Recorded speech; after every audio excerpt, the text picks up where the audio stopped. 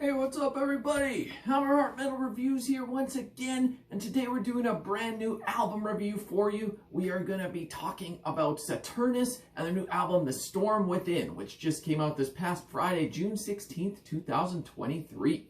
So if you have not heard this band before or are not familiar with them, they are from Denmark, and they play like doom death, definitely more on the doom side, but with the vocals brings in that death metal style of growling. Tons of melody throughout their music. It is absolutely crushing, both emotionally and musically. I mean, this band has been around since the mid-90s. This is only their 5th full-length album, so they definitely take their time putting out albums, but there's nothing wrong with that. I am one that would much prefer quality albums rather than quantity, so if it takes them a number of years to put out albums but they're all consistently good, I got no problem with that. If you haven't heard them before, definitely go start with their amazing classic debut from 1997, Paradise Belongs to You. That'll give you a perfect example of what they're all about. Probably for fans of bands like My Dying Bride would probably get the most comparison, with some of the like gothic tinges in there as well, but also the crushing heaviness. Maybe a band like October Tide as well. Stuff in that vein. If you're into those bands, I'm sure you will get some enjoyment here. Going all the way back to the beginning, the original vocalist is still in the band as well as the original bassist, but this album has seen them bring in all other new members that are different from the origins of the band, but the new musicians that are in the band definitely bring something new to the table and are excellent musicians.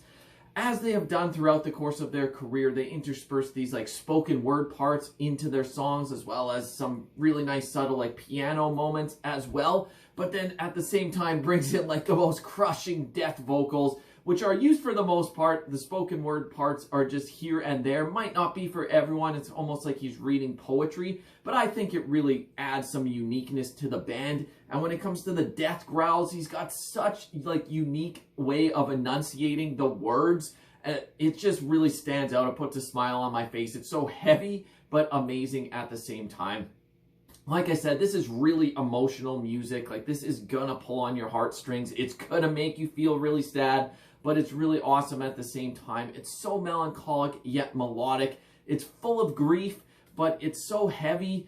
And yeah, it's gonna make you feel some things that maybe you weren't expecting going in, but it's really well done stuff.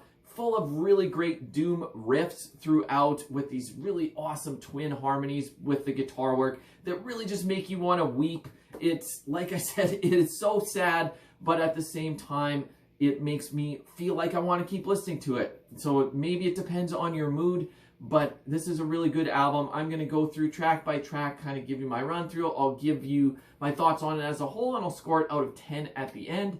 This is 7 tracks. It's about 1 hour long, hovering right around there. So you know you're getting some lengthier songs, as is typical with the genre. But the album kicks off with the title track, The Storm Within, which is about 11.5 minutes. One of the longer songs on the album for sure. It's got this really peaceful, like slow build-up in the first few minutes with this really nice piano intro. It just adds this like really haunting atmosphere to kind of set the tone for the album. But then after a few minutes, it just explodes into the heavier section. The death vocals come in to absolutely destroy you, and you'll just get a sense of what you're in store for over the course of the album. It's really excellent guitar playing on display in this song. Like, it is a very long track, but it's paced so well that it keeps you engaged throughout. All the ebbs and flows, some like peaceful moments, some absolutely crushing moments, but it takes you on a journey and it keeps you engaged. Absolutely amazing way to kick off the album. Definitely one of the standout tracks. After that, the second song, another very lengthy one at around 11 minutes, is Chasing Ghosts. Another one that has another like tranquil opening with some spoken word, kind of takes its time to get going, really has like a gothic doom vibe to this song, at least at the beginning. Then it gets heavy once again a few minutes in, and the death vocals are just so awesome over top of these like melancholic, sorrow-filled melodies on the guitar. Like, the vocals mixed with this melodic riffing, it's just a match made in heaven. And this is another one that takes you on an emotional journey. Like, you are gonna have some feels listening to this. You are gonna get sad, But that's what it's all about with this style of music, and really well done.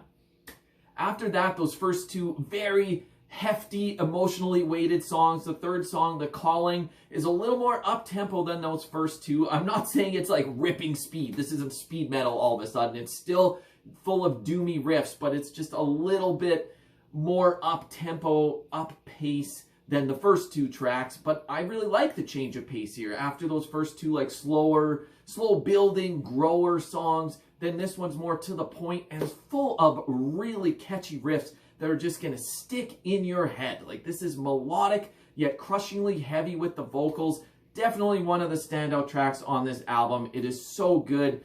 These riffs are going to stick in your head instantly. Awesome stuff. Definitely one of the album highlights. After that, the fourth track, Eventide.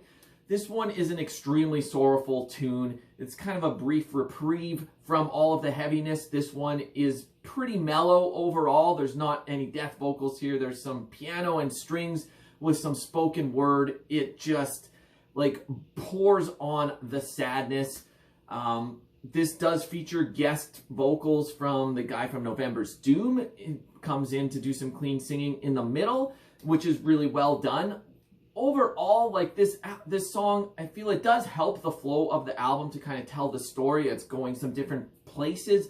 This is probably my least favorite song on the album because it doesn't have that contrasting heaviness to it. It's still a well-done song. It's sorrowful. It deserves its spot on the album. But if I'm going to nitpick, this one is probably the one that stands out the least to me overall. Just my opinion. But don't worry, more better stuff is coming up. More better stuff. That's some good English, but whatever. Here we go. Let's keep this going. After that, the fifth song, Closing the Circle. Absolutely another standout track here. The riffs in this song, another one that's just going to stick in your head. Like these Doom riffs, they've got riffs for days. Great job by the guitarists here. This one is a depressing song, yet catchy at the same time. Once again, it's just got that nice balance between the two. So goddamn good. This song is a perfect example of how to do this style right, where it's still got catchiness. It's still going to make you feel sad, but it still can kind of bring a smile to your face too with some of these riffs and just how awesome it is. After that, the sixth song, Breathe a New Life.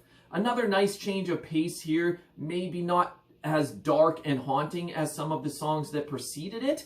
It kind of almost has like an uplifting spirit or uplifting tone, but still maintains that overall heaviness. This is the shortest track on the album. It's probably the most straightforward, but when I say that, that's not a knock on it. It's still great. It's, like I said, a nice change of pace. They've got different styles of songs on this album, and this one being the shortest and most straightforward, it still absolutely suits the overall vibe of this album, and I really like the placement in the flow of the album as well. After that, it goes into the closing track, Truth. This one has a really nice piano intro with great guitar playing.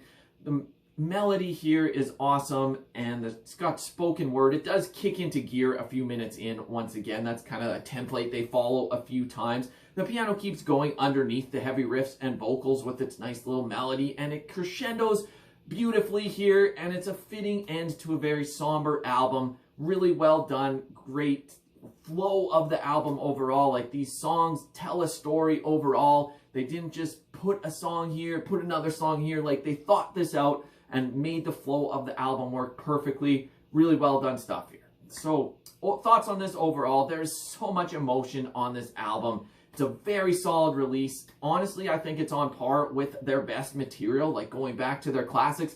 Obviously, I haven't spent as much time with this as their classic material, so I can't necessarily put it right there yet, but I think this is the best thing they've done in a long time. Really awesome stuff. Definitely go check out all their albums because they're all pretty solid. Almost every track here really hits the mark. Like I said, Eventide maybe is not my favorite, but it's not terrible by any means. It still deserves its place on the album. It just doesn't necessarily stand out as much. So maybe, like, I'm just trying to be fair with these reviews. I'm not just going to heap praise without putting a little bit of, like, I don't know the word I'm looking for here, a little bit of criticisms here in very small parts. There's not much to criticize on this album, to be honest. The production is great. Everything sounds clear. This truly just takes me on a journey. And even though it's a sad journey, it's one that I see myself continually taking. Really well done stuff here. Absolutely one of the best Doom albums of the year that I've heard so far anyways. So to score this out of 10, if you've watched my reviews before, anything that hits 7.5 out of 10 or higher is something I would strongly recommend. Obviously, if it reaches towards like 9 out of 10 is next level stuff. So to score this out of 10, obviously based on how positive I have been throughout this, it's easily hitting 7.5. I don't know if I can quite give it a 9 out of 10 because that is like next level stuff that I barely ever give 9 out of 10s to any albums. But this one, I think it's even better than an 8 out of 10. I'm comfortably going to give this 8.5 out of 10. Very solid release.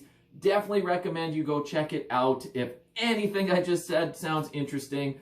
But as usual, these are just my thoughts and opinions. Love to get yours down below. Let me know what you think of this new album. Let's get some conversations going. And until next time, Hammer Heart Metal Reviews out.